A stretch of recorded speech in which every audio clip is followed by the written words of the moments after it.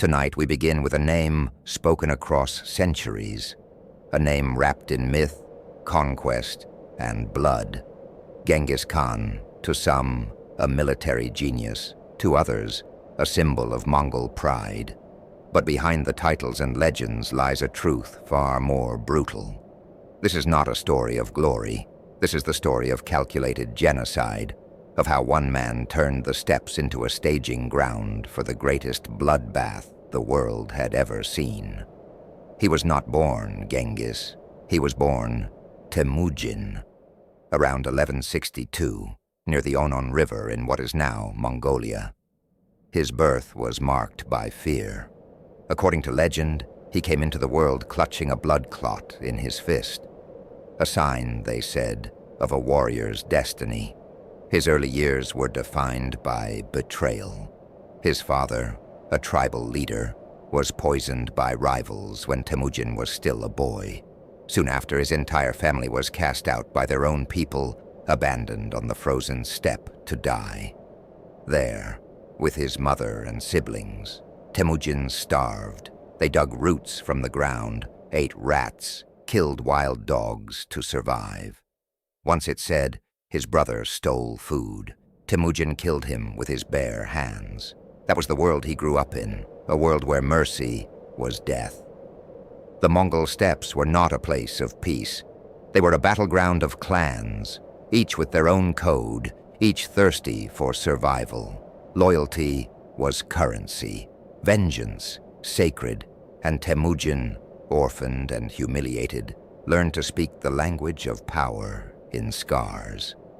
As a teenager, he was captured by a rival tribe and enslaved. They clamped a wooden collar around his neck. He escaped only after murdering a guard with a horse bone. By his early 20s, he was rebuilding his father's alliances, not through diplomacy, but through ruthless purging. He betrayed former friends, burned camps, enslaved rival families. He didn't just want to win. He wanted his enemies erased from memory. Temujin's gift wasn't just brutality, it was strategy. He understood how to reshape Mongol culture around absolute loyalty. He promoted warriors based on merit, not blood. He absorbed defeated tribes, then ordered their leaders slaughtered. The survivors were folded into his army, their children raised as Mongols, their histories rewritten. To follow Temujin was to become Mongol, or to die. This wasn't unity. This was assimilation by fear. By the time he declared himself Genghis Khan, universal ruler, in 1206, the steppes were his, not just through bloodlines, but through annihilation of difference. Dozens of tribes, once bitter enemies, now marched together under a single black banner, and their leader had no borders. He didn't see an empire. He saw a world to be consumed. Genghis Khan's rise was not marked by battles won. It was marked by cultures erased. His strategy was methodical. Every enemy tribe was offered a choice: submit and serve, or die to the last man, woman, and child. He didn't just want to win. He wanted future enemies to remember what resistance cost. And it worked. When he moved against the Tatar tribe, the same people who had poisoned his father, he didn't stop at victory. He ordered the entire adult male population executed. Thousands were lined up and slaughtered one after the other. The children were spared, but only if they could be re-educated, turned Mongol, raised as his tools. To Genghis, this wasn't cruelty, it was policy. Each act of terror was a message: resist, and you won't just lose, you'll cease to exist. The Jataran tribe, once his allies, were next. They'd slighted him during his youth, doubted his authority. Genghis retaliated with overwhelming force, wiping them from the map. Their leaders flayed, their women seized, their names forgotten by design. Then came the Merkits, who had kidnapped his wife, Berta, years earlier. Even though he'd rescued her, the offense was not forgiven. When he finally subdued them, he gave no quarter. The surviving women were distributed among his generals, the children taken, the men, all of them, were executed. This was Genghis Khan's foundational philosophy. Vengeance must be total, or it would invite rebellion. And so, by 1209, when he turned his eyes to the Tangut Kingdom of Western Xia, he wasn't just a warlord anymore. He was a system. He launched his first campaign against a settled, literate, urban society. The Tanguts had fortified cities, standing armies, and a structured bureaucracy, but they had never faced an enemy like him. Genghis approached their walls with a new weapon, terror as strategy. His men didn't just kill. They demonstrated. They cut captives' heads off and catapulted them into cities. They captured priests and crucified them publicly. They released prisoners only to have them run back, screaming about what they'd seen. The cities surrendered in sequence. Those that resisted were burned. Those that complied were spared, until they showed weakness again. The Tanguts learned too late. Genghis had no concept of lasting mercy. After securing submission, he returned later and destroyed them anyway. Because to Genghis, mercy was weakness, and weakness had no place in the empire he envisioned. The Mongol army itself was a reflection of this brutal clarity. It was a machine of terror, fast, adaptable, and absolutely loyal. Units of 10, 100, 1,000, 10,000. If one man fled, his unit was executed. If a city resisted, it was leveled. If a general failed, he died, no trial needed. But Genghis was not reckless. He studied his enemies, adopted their siege technology, recruited Chinese engineers, gathered translators, spies, merchants, and monks. He wasn't building a barbarian horde. He was building an empire of extermination, with bureaucracy, infrastructure, and psychological warfare as its cornerstones. And this was just the beginning. He hadn't even reached China yet. By the early 1210s, Genghis Khan's ambitions pointed south, toward the richest, most populous empire in the known world. The Jin dynasty of northern China. The Jin ruled over vast cities, walled fortresses, and millions of people. They had bureaucracy, culture, wealth, and arrogance. They dismissed the Mongols as raiders, horse-riding pests of the north. That mistake would cost them everything. In 1211, Genghis launched his first major campaign into Jin territory with an army of over 100,000 mounted warriors. His generals were trained not just in war but in psychology. Their goal was not to fight the Jin army head-on. Their goal was to break their spirit. Genghis used spies to spread panic. He sent decoy raids to draw forces away. He burned fields, not to starve armies, but to terrorize civilians. Starving peasants flooded south, bringing tales of Mongol cruelty that far outweighed the reality. The legend of the Mongols moved faster than their horses, and that was intentional. When Genghis's army reached fortified cities, he did not rely on brute force. He deployed siege engineers captured from conquered territories. He used Chinese defectors to read the Jin defense plans. He dug trenches, built mobile siege towers, launched flaming projectiles, and when cities fell, they didn't fall quietly. In 1215, Genghis laid siege to Zhongdu, modern-day Beijing. The siege lasted months. The city was starved. Disease spread. Captives from previous conquests were used as human shields, forced to walk before the Mongol troops as they advanced.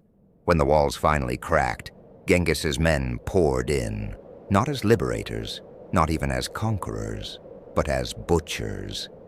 Zhongdu burned for days. Its population, possibly hundreds of thousands, was slaughtered. Men were executed in the streets. Women were dragged into makeshift camps. Children thrown into wells or sold off to slave traders following the army. What Genghis left behind wasn't just ash. It was an example. The message was simple. Resistance equals extinction. And so, one by one, other cities surrendered without a fight. But Genghis was not a man to reward surrender with trust. In many cases, even compliant cities were looted, their officials executed just to prove that no one was safe from suspicion.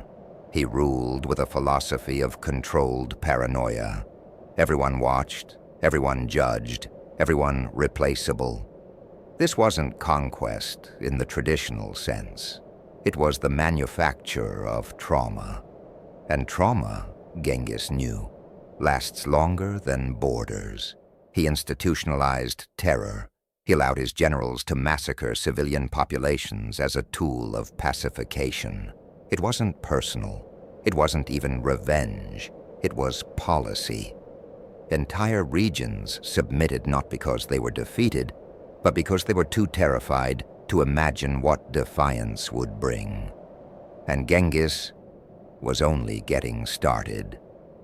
He hadn't yet reached the Islamic world, where the real slaughter would begin.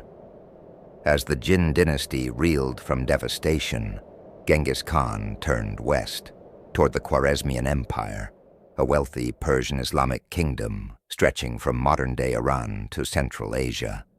It was not a war he had originally wanted.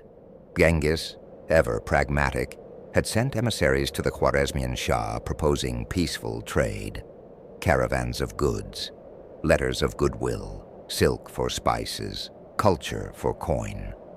The Shah responded by seizing the caravan and executing its members. Genghis, patient and calculating, sent a second delegation, a diplomatic envoy requesting explanation. The Shah murdered them too. One envoy was reportedly burned alive. Others were beheaded, their skulls sent back with the remains of the merchant caravan. It was a mistake that would doom millions. Genghis Khan swore vengeance, not for honor but for principle. His rule demanded absolute submission to Mongol envoys. Their murder was not just an insult. It was a rejection of Mongol supremacy. In 1219, he unleashed his army on Khwarezm. It was not a war. It was a systematic erasure. The Mongols struck with terrifying coordination. Genghis split his army into multiple columns, attacking cities simultaneously from unexpected directions. The Shah's forces spread thin, collapsed in confusion, and when the cities fell, they were emptied of life. In Bukhara, a cultural and religious capital, Genghis entered not as a barbarian, but as a prophet of wrath. He spared the mosques, briefly, and climbed the pulpit, declaring, "I am the punishment of God.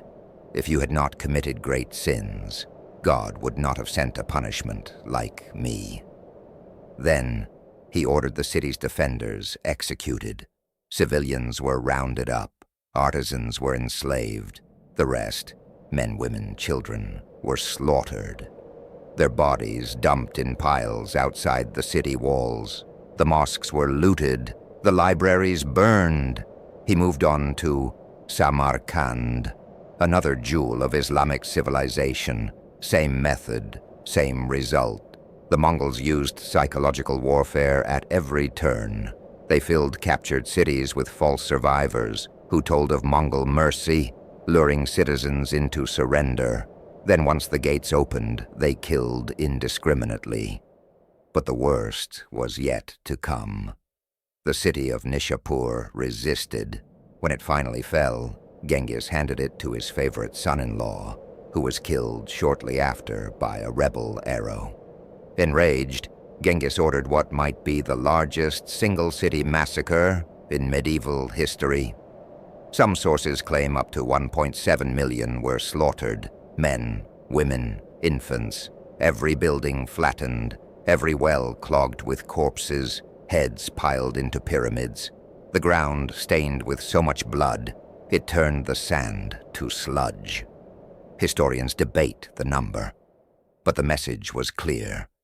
Defy Genghis Khan, and your name will be forgotten. This was more than war. It was intentional genocide, the systematic destruction of a culture, not just its army. And the Empire of Death was far from finished. After the massacre of Nishapur, Genghis Khan's campaign in the Khwarezmian Empire continued like a wildfire that devoured everything human. There was no mercy, no negotiation. City after city fell, each one punished more harshly than the last. The Mongol army left behind nothing: no government, no resistance, not even ghosts. In Merv, a city of over 100,000 people, the citizens surrendered without resistance. It didn't matter. Genghis ordered every man, woman, and child executed. The surviving Mongol chroniclers wrote of the carnage without remorse. A single soldier was assigned to kill dozens, sometimes hundreds, their hands numb from swinging blades, the rivers clogged with corpses. Even animals, cats, dogs, livestock, were slaughtered to ensure no life remained. The Mongols counted the dead not in bodies, but in severed heads. The Shah of Khwarezm fled in disgrace. He died in exile, wandering through the Caucasus, sick and humiliated. Genghis never bothered to pursue him directly. He had already destroyed what mattered: his people, his cities, his legacy. Then Genghis turned south. His armies crossed the mountains into Afghanistan and northern India, burning everything in their path. Cities that surrendered were looted and enslaved. Those that resisted were wiped out completely. The Mongol death machine had become self-sustaining. Veteran soldiers trained new recruits in terror tactics. Engineers developed siege devices that could flatten stone walls. Scouts mapped trade routes not for commerce, but for extermination corridors. Slaves marched ahead of the armies, not just as laborers, but as shields and living bait. Genghis's empire expanded faster than any before it. But it wasn't just his speed or ruthlessness that made him unstoppable. It was his philosophy. He believed that fear wasn't a consequence of war. It was a weapon more powerful than steel. He used it to break cities before the first arrow was fired. Tales of Mongol cruelty spread like disease. In some cases, cities surrendered without a fight, terrified by second-hand horror. And still he gave no assurance of safety. Genghis believed in total obedience, not just political, but spiritual. He saw himself as the arm of heaven, a divine punisher sent to burn the corrupt and purify the earth. To disobey him was not just treason, it was blasphemy. And there was only one cure for blasphemy: eradication. By 1221, Genghis Khan had carved a red wound across Asia that no empire had ever matched. From the edges of the Gobi Desert to the Iranian plateau, millions were dead, and not by accident. Genghis's war machine didn't just conquer territories, it erased them. Entire cities disappeared from maps. Rivers ran thick with blood and rot. Fields once lush with grain were now bones and ash.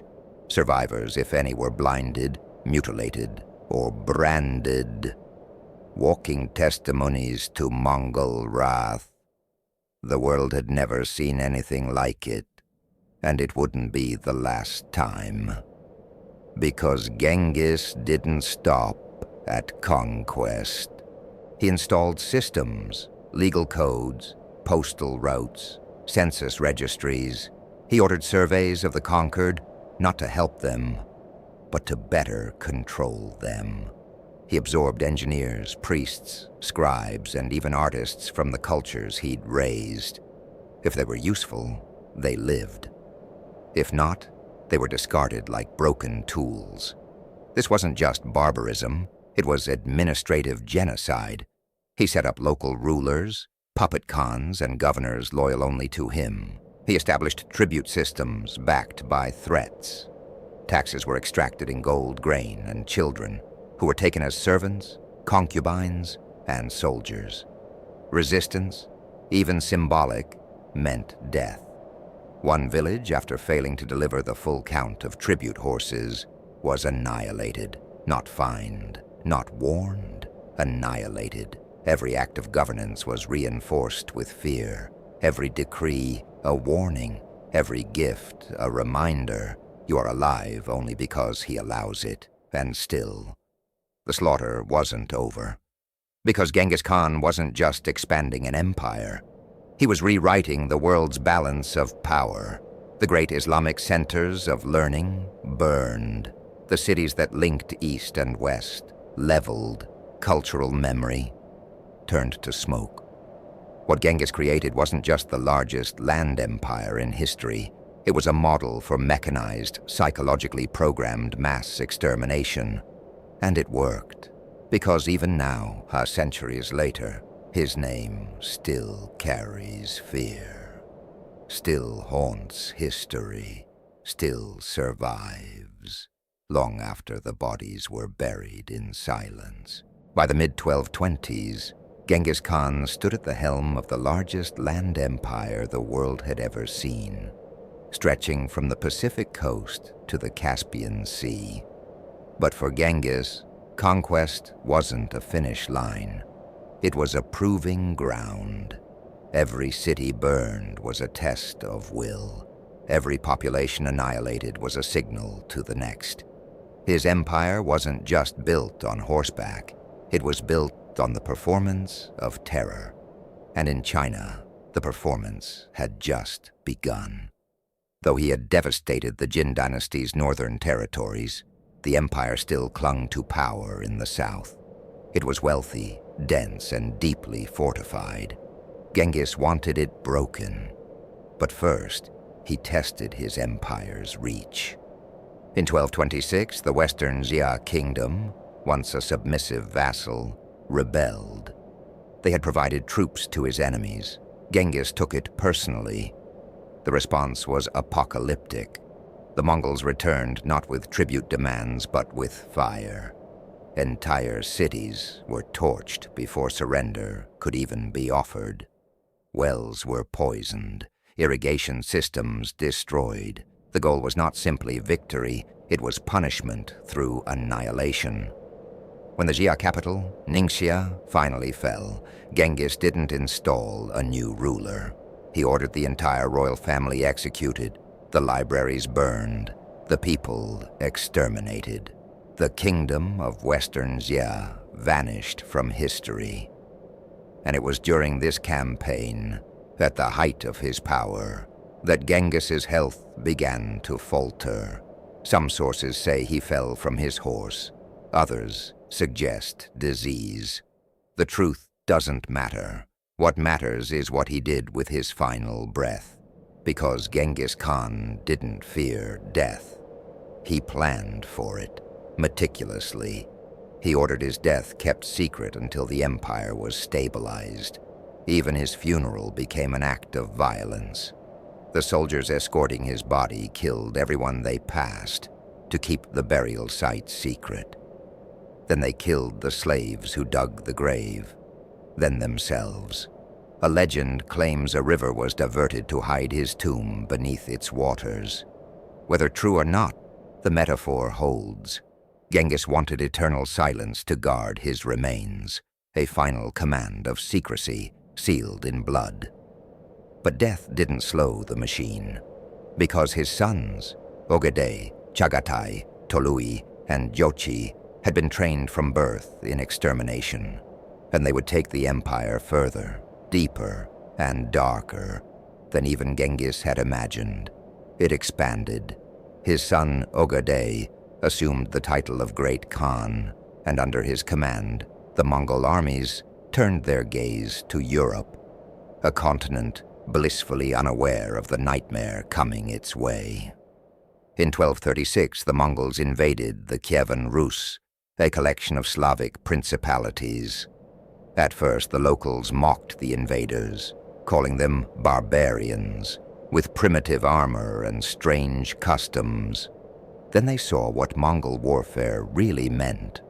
The Mongols did not just sack towns. They systematically mapped their targets, coordinating multiple attacks across hundreds of miles. While one army surrounded a city, another intercepted refugees. While some besieged, others scouted the next target. It was a machine. When the city of Ryazan refused to submit, the Mongols burned it to the ground. They tortured the prince to death. The survivors were enslaved or impaled. When Kiev, a major cultural center, resisted, same result. But here the Mongols took their time.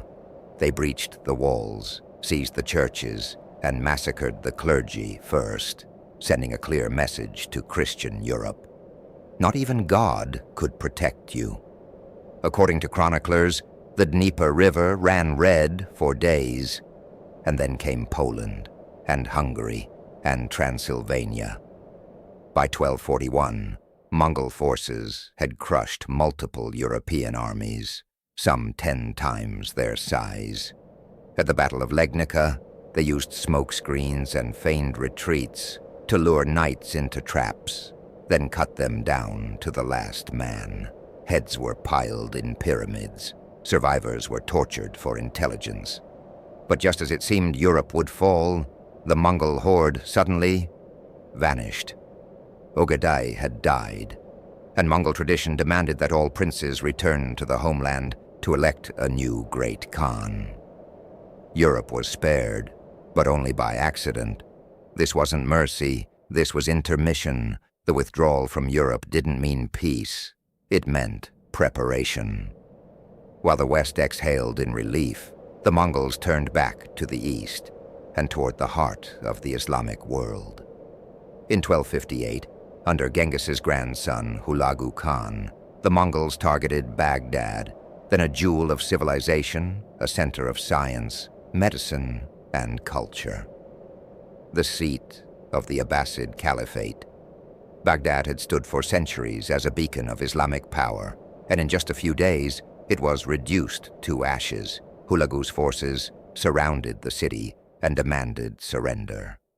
The Caliph, al-Mustasim, hesitated, perhaps thinking Allah would protect him, perhaps not believing that a city of 1 million souls could fall. He was wrong.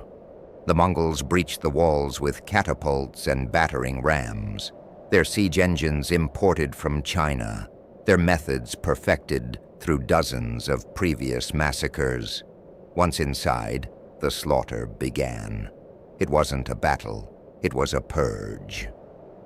For 7 days, Mongol soldiers moved through the city, killing indiscriminately men, women, children, scholars, clerics, slaves. It made no difference. The streets were so choked with bodies that soldiers had to ride over them. The Tigris River turned black with ink as libraries were thrown into the water, then red with blood as corpses followed. Historians estimate that 200,000 to 1 million people died. Though numbers hardly capture the horror, the Caliph himself was captured. And what the Mongols did next was symbolic. They wrapped him in a carpet and had him trampled to death by horses, a method designed to avoid spilling royal blood, which they believed would curse the earth. It wasn't just a murder, it was the execution of an entire world order. With Baghdad destroyed, the Islamic Golden Age ended. The Mongols didn't just topple empires, they erased epochs, and everywhere they went, they left behind the same 3 things: ash, silence, and fear. The fall of Baghdad shocked the world, but for the Mongols, it was just another city on fire. They advanced deeper into the Middle East, laying waste to the remnants of Islamic resistance. The ancient city of Aleppo fell. Then Damascus.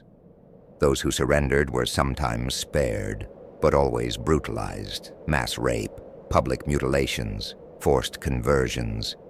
The goal wasn't just to conquer territory. The goal was to discredit hope. Resistance had to feel not just futile, but suicidal. And yet, there were limits. In 1260, the Mongols faced their first true defeat at the Battle of Ain Jalut in Palestine. The Muslim army of Mamluks, hardened slave soldiers of Egypt, used Mongol tactics against them. They feigned retreat, split forces, and ambushed the overextended horde. It worked. The Mongol vanguard was crushed. It was the first time in over half a century that anyone had successfully pushed the Mongols back in open battle. The illusion of invincibility cracked. But even in retreat, the Mongols left destruction behind them. They torched villages, poisoned wells, and salted fields, ensuring that even victory felt like ruin. Their empire stretched from Korea to the Black Sea, from Siberia to the Himalayas, a patchwork of bloodied lands and ghost cities. But within that empire, something even darker took root. The Mongols institutionalized their violence. They created written laws to legalize atrocities. They built bureaucracies for extracting tribute, managing slaves, and organizing mass deportations. They recorded executions. They registered cities by potential casualty count. This wasn't chaos. It was administered terror, violence by design. And Genghis Khan's descendants? They weren't just maintaining the system, they were perfecting it. While the West reeled from Mongol expansion and the Islamic world smoldered, another front was quietly turning into a grindhouse of genocide. The eastern territories of Song China. Genghis Khan had ravaged the north, but the wealthy southern dynasties had remained intact. For now. That changed under his grandson, Kublai Khan, who launched a massive campaign to finish what his grandfather started. The Song dynasty was sophisticated. It had advanced weapons, gunpowder, and massive cities. But it didn't have the stomach for Mongol warfare. In 1273, the Mongols laid siege to Xiangyang, a critical fortress. The siege lasted 5 years. The defenders were brave, resourceful, desperate.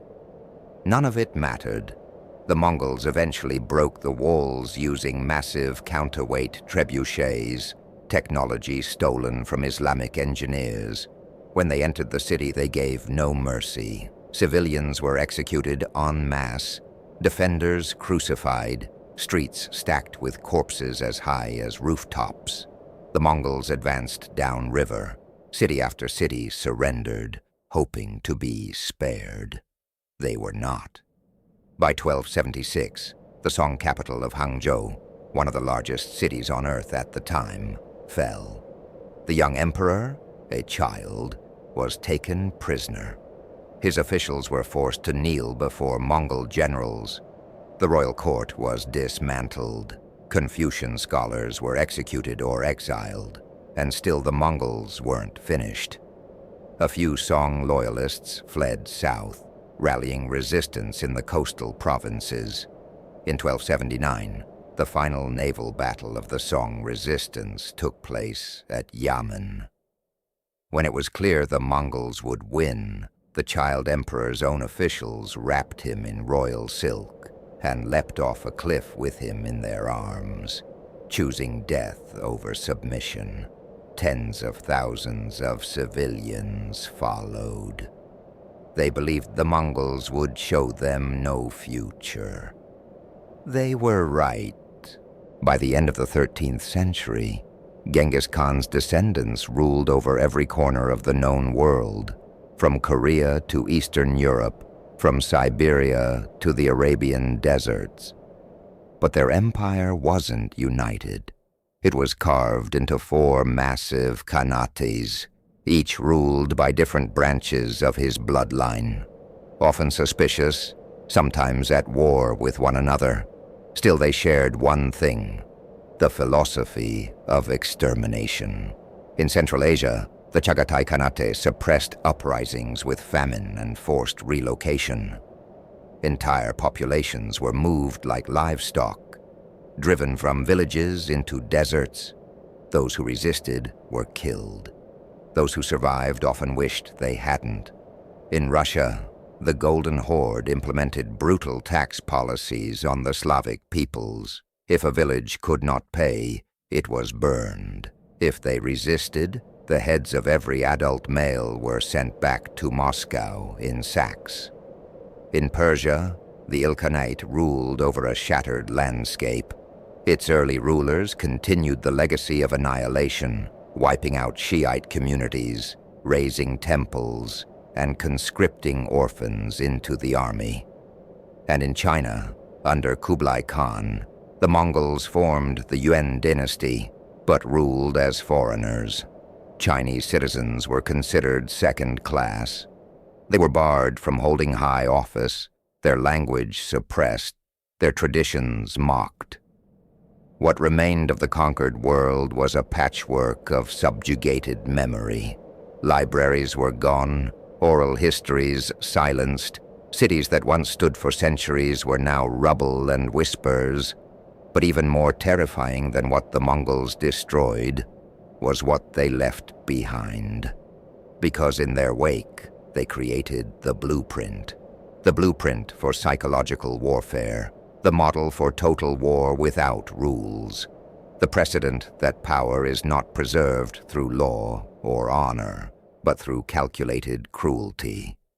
Genghis Khan may have died decades earlier, but his vision of an empire built not on justice, but on fear and fire, still ruled the earth. As the Mongol Empire reached its zenith, something even more monstrous took root. The machinery of conquest had already perfected mass murder, forced migration, and institutionalized terror. But now, it fused with another force, nature itself. In 1346, at the Crimean port city of Kaffa, a siege unfolded that would change the world forever. Mongol forces, battling Genoese defenders, found themselves struck by a mysterious disease. Men died rapidly, boils, bleeding, fever. Panic spread. The Mongols, ever inventive in cruelty, found a new use for the dead. They catapulted plague-ridden corpses over the city walls. What followed was the Black Death. Whether or not the Mongols caused the pandemic directly is debated. But Kaffa was a key node in the Silk Road, controlled by Mongol rulers, and from there, merchant ships carried the disease to Constantinople, to Venice, to the rest of Europe. Tens of millions would die. The Mongols had already weaponized fear, starvation, and slavery. Now they had unwittingly weaponized pestilence. But even without plague, the rivers still ran red. Throughout Central Asia, Mongol satraps and governors continued the pattern: annihilate resistance, reward submission, and erase all memory of dissent. In Persia, entire towns were executed because a tax collector was attacked. Women were raped in public to humiliate resistance movements. Children were taken as hostages, raised in Mongol camps, brainwashed into serving the very empire that slaughtered their families. In Anatolia, Armenians and Georgians who refused conversion were impaled on mountainsides, left to rot as warnings to neighboring kingdoms. The rivers, real and metaphorical, overflowed. One Persian historian wrote that the soil was so thick with blood, one could plant trees in it. and Genghis Khan's heirs made sure it stayed that way. Because terror wasn't just a tactic, it had become tradition. The Mongol Empire had fractured, but its legacy of cruelty remained intact, passed down like an heirloom. In the Western Khanates, terror was wielded with cold efficiency. In Russia, the Golden Horde ruled with fire and famine. They demanded tribute from the Slavic principalities, and when it wasn't paid in full, they unleashed hell. Villages were razed, fields salted. Children were taken not only as slaves, but as living shields, used in future campaigns, strapped to siege towers, placed at the front lines. This wasn't improvisation, it was policy. Even the Mongols' treatment of their own subjects was terrifying. Internal purges were frequent. A minor insult could mean execution. A general who lost a skirmish might be sewn into a carpet and stomped to death. In China, under the Yuan dynasty, brutality became bureaucratic. Chinese peasants were taxed until starvation. Those who fled their villages were hunted down and executed publicly, not for rebellion, but for tax evasion. Mongol nobles lived in opulence, while entire provinces sank into despair. Famine swept the countryside, and in some areas, cannibalism was recorded. Still, the Mongol elite refused to relent. When revolts began to surface in the south, Kublai Khan's successors crushed them with familiar tools: mass execution, village-wide crucifixions, and public torture as spectacle. But cruelty alone couldn't hold an empire together, not forever. In the late 1300s, local resistance began to swell. In Persia, a warlord named Tamerlane emerged, not to liberate the land from Mongol tyranny, but to outdo it. Tamerlane, born of Mongol blood and steppe culture, saw himself as the true heir to Genghis Khan, and his campaigns would make even Genghis's look restrained. He would become the next chapter in this bloody lineage, and his rivers of blood would make history drown. Tamerlane, or Timur the Lame, was born in 1336, more than a century after Genghis Khan's death. But his ambitions were carved from the same violent mold. He claimed descent from Genghis's bloodline by marriage, not birth. That didn't stop him from modeling his every action after the Khan's philosophy: obliterate, then rule. His armies were Mongol in structure, but Persian in culture. He spoke the language of Islam, publicly praising the Prophet, but wielded cruelty with pagan efficiency. His campaigns across India, Syria, Iraq, and Turkey were defined by a single number: 17 million. That's the estimated number of deaths caused by his wars. In Delhi, he slaughtered over 100,000 prisoners in a single day, fearing they'd rebel during his siege. Witnesses reported that the Yamuna River turned red, and that the stench of rotting bodies made the city uninhabitable for weeks. In Baghdad, Timur stacked 90,000 skulls into towers, one for every resident he had killed. Each head was cleaned and arranged with mathematical precision. It wasn't madness, it was messaging, and his message was clear: submit to Timur, or be forgotten. But it was in Aleppo and Damascus, cities already ravaged by the Mongols a century earlier, where his cruelty reached new heights. He invited local leaders to surrender peacefully. They did. He slaughtered them anyway. Women were enslaved, children beaten to death against stone walls, mosques converted into execution halls, entire districts burned. And he didn't stop there. In the Caucasus, he wiped out entire Christian populations. In Anatolia, he captured the Ottoman Sultan Bayezid, stuffed him in a cage, and paraded him like an animal until he died in humiliation. Timur wasn't an aberration.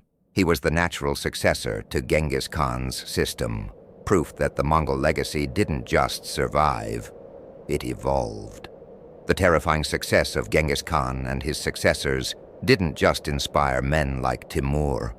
It inspired a blueprint followed by countless empires. Every Mongol conquest, every genocide, every Tower of Skulls had taught a dark lesson. Fear is more efficient than faith. In China, later dynasties such as the Ming used similar methods to root out rebellion. Public beheadings, forced mass suicides, purges of entire families. Their administrative control had Mongol fingerprints, census systems, postal networks, even the strict chain of command culture.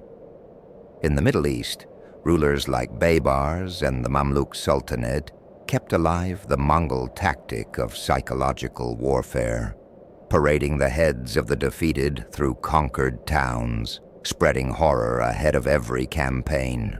Even in Europe, where the Mongols had only briefly invaded, their myth echoed for centuries.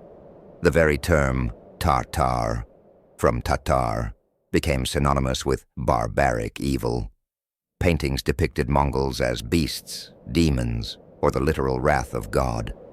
But it wasn't just myth, because Genghis Khan's influence didn't die with the Yuan dynasty or even with Timur. It infected statecraft. Generations of rulers would internalize his core truth. You don't need your people to love you. You only need them to fear what you'll do if they don't obey. And in the centuries that followed, the echoes of Mongol genocide would be heard again. In the Atlantic slave trade, in colonial exterminations, in World War II, death camps, in Cambodia, Rwanda, Syria, Ukraine. The faces changed, the weapons evolved, but the method, the system, still recognizably Mongol, still rooted in the skull pyramids of Nishapur, still buried under the blackened sands of Baghdad, still written in the blood that once fed the Tigris. As the centuries turned, the Mongol Empire fractured into memory, but the horror it inspired remained deep in the bones of civilization. Travelers from China to Constantinople whispered about cities that had simply vanished, wiped clean by horsemen who came without warning and left no survivors. Entire languages disappeared. Families burned every year's harvest rather than let it fall into Mongol hands. Towns dug mass graves before the invaders arrived because they knew what was coming. This wasn't just fear, it was generational trauma, and it changed how cultures saw war.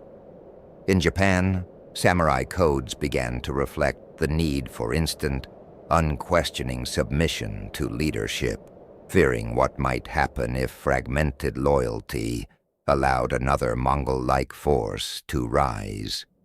In Russia, princes who had once been independent were conditioned to obey any centralized authority that could protect them from another horde, laying the groundwork for centuries of autocracy. Even Mongol successor states like the Timurid, Mughal, and Ilkhanate dynasties used Genghis's legacy as a license to kill, to erase, to rule by absolute decree. The term Khan itself didn't die. It spread to Uzbek rulers, to Persian sultans, even to modern titles like Kaganovich in Soviet ranks, a symbol of brutal command that once stood astride rivers of fire.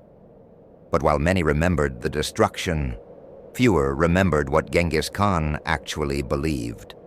That order required obliteration, that peace required pain, that you do not govern by mercy, you govern by massacre, and perhaps the most terrifying part, for a time, it worked.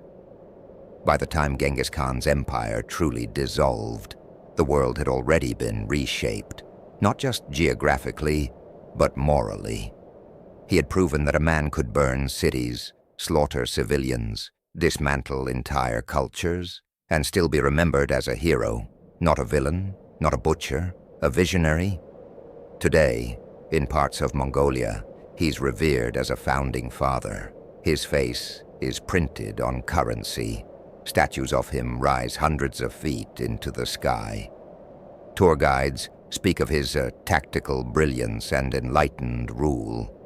But the bones beneath the soil say something else.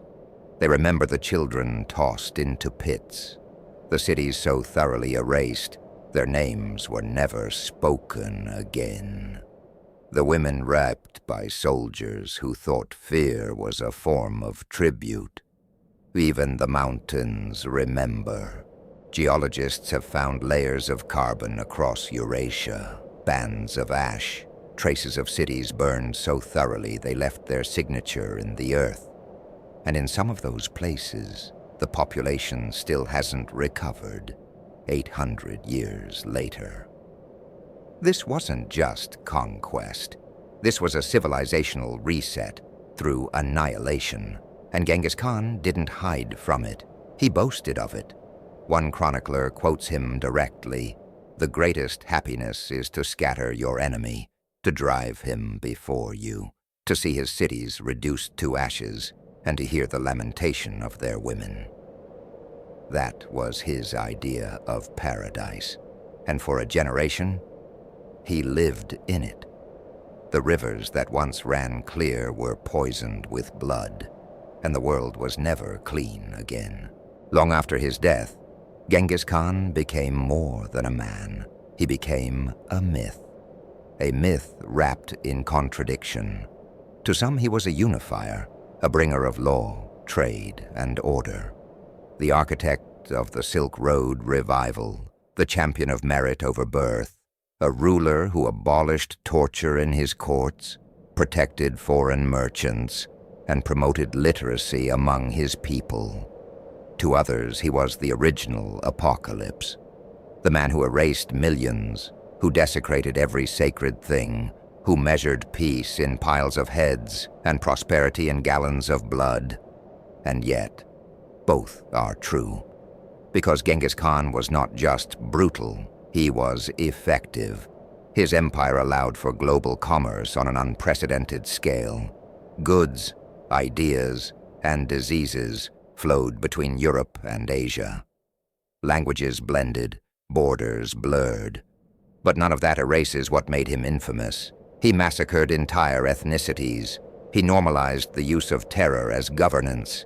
He showed the world that genocide could be planned, institutionalized, and scaled, century before the term even existed. The greatest lie ever told about Genghis Khan is that he was simply a product of his time. He wasn't. He was ahead of it. He weaponized not just swords and horses, but psychology, fear, and erasure. He wasn't random. He was surgical. And his descendants followed that blueprint not because they had no choice, but because it worked. In Mongolia today, Genghis Khan is remembered with pride. His name, Genghis Khan, is everywhere. On vodka bottles, banknotes, airports, universities, statues of him dwarf city skylines. Children are taught to admire his discipline, his leadership, his unification of the tribes. But the reverence tells only half the story. Outside Mongolia, his legacy divides historians, human rights scholars, and descendants of those he conquered. In Persia, his name evokes ghosts. In China, it stirs unease beneath national pride. In Russia, it is spoken with a mix of fear and fatalism. And in the West, he's become a paradox, cast in documentaries as both savage and strategic genius, a barbarian and a builder. But there's something deeper, something darker. It's how normalized the horror has become. The skull towers, the scorched cities, the mass rapes are often mentioned in passing, like footnotes in a biography of empire, as if the slaughter of millions was just a phase, a necessary evil, a stepping stone to greatness.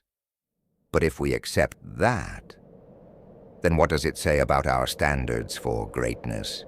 that you can kill more than Hitler, but be called brilliant, that you can erase entire civilizations and be remembered with statues, that if your empire lasts long enough and your name echoes loud enough, history will forgive anything. We often speak of Genghis Khan's military genius, his tactics, his organization, his ability to command loyalty across cultures. But rarely do we ask, at what cost? The lands he conquered were not empty. They were full of stories, languages, beliefs, and people who thought their futures were secure, until he erased them. Some languages completely extinct, entire royal bloodlines wiped out, libraries burned to silence. We say he founded the Mongol Empire, but he did so by unfounding dozens of others, and yet we study him with awe. We use words like visionary and reformer. Why? Because he won? Because he rewrote borders? Because we confuse power with virtue and impact with worthiness? History has a habit of rewarding those who win, no matter the price. The louder your victories, the quieter your crimes become over time. And Genghis Khan was loud, so loud, the screams he caused got buried under the songs sung in his name. But if we peel away the legend, if we look only at what he did, what do we see? A man who turned fear into law, who taught the world that you don't need to be loved or even respected if you're feared enough. And the world listened. Centuries later, echoes of Genghis Khan's methods can still be heard in the language of modern power. We speak of shock and awe. We use the phrase collateral damage. We reduce civilian death to statistics, acceptable losses. It's a legacy he helped create. Because Genghis didn't just kill. He redefined how killing was framed. Under him, massacre became management. Rape became assimilation. Terror became policy. It's not just that he committed atrocities, it's that he normalized them. And when brutality becomes protocol, when it's efficient, rationalized, even celebrated, that's when it becomes a template. A design for future tyrants. A justification for cruelty masquerading as order. The Mongol Empire was the proof of concept for this kind of rule. It showed the world that domination could be streamlined, that cruelty could be organized, that genocide could wear the mask of civilization. And behind that mask was a face we still recognize. A ruler who demanded absolute obedience, who viewed human life as fuel, who built greatness not by lifting people up, but by burying everyone else beneath him. In our modern world, the name Genghis Khan is branded, celebrated, and even commercialized. There's a chain of steakhouses bearing his name, a line of energy drinks, countless video games, books, and memes. He's become a symbol of dominance, of conquest, of alpha masculinity. But behind that icon is something much colder. A man who mastered the art of ending things. He didn't build culture, he buried it. He didn't inspire peace, he enforced silence. And his empire wasn't a beacon of progress. It was a cautionary tale carved in bone. So why do we still celebrate him? Maybe because Genghis Khan did what so many leaders have dreamed of doing, but lacked the will, or the ruthlessness, or the opportunity. He tore the world open and reshaped it in his image. And for a brief, brutal moment in history, it worked. His rule brought order, trade, communication, even safety if you submitted. But at the foundation of all that was a pyramid of skulls. It's tempting to romanticize men like Genghis Khan, to speak only of the empire, the strategy, the legacy. But if we ignore what he did to get there, we risk following him. Not just of this story, but of a world that once existed before Genghis Khan rode out of the Mongolian steppe and rewrote history in blood. What began as one man, abandoned, betrayed, orphaned, became a force that swallowed continents, a hurricane of steel and fire that shattered the illusion that civilization was safe or sacred. We remember the name, but we forget the screams. And maybe that's the greatest tragedy, that the story of Genghis Khan is told in classrooms as a tale of leadership, strategy, and empire building, instead of what it truly was, a blueprint for erasure. He did not unite the world. He divided it into the dead, the terrified, and the willing. He did not elevate humanity. He reminded us that we are fragile, that the structures we build, our cities, our faiths, our futures, can be burned to ash in a generation, and yet, from those ashes we still tell the story, not to glorify it, but to remember what happens when the world bows to fear, and what it costs when it forgets the price.